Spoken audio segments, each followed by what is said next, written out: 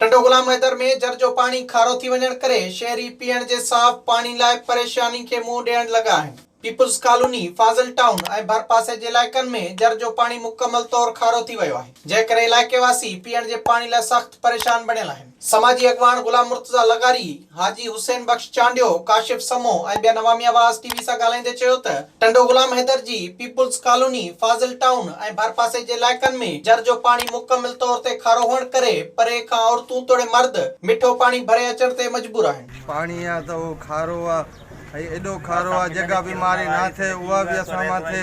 असीं एॾा परेशान आहियूं। ॿियो लॉकडाउन लॻो पियो आहे, बेरोज़गार थिया वेठा आहियूं, केरु असांखे पुछण कोन आयो आहे। रहवासियुनि चयो त तालके जी वॾी इंसानी आबादी रखंदड़ इलाइक़ो अञा ताईं पीअण जे साफ़ पाणीअ खां महरूम आहे। गंदो ऐं सिहत लाइ हानिकार पानी पीअण सबबि कारी साई, डायरिया, गैस्ट्रो समेत मुख़्तलिफ़ बीमारियुनि मुंहुं कढियो आहे। ना को असांखे सामान थो मिले, ना छा थिए, बच्चा वञनि था ॿाहिरि पुलिस मारियो कुटियो मोकिलियो हेॾे, बेरोज़गार थियो वेठा आहियूं।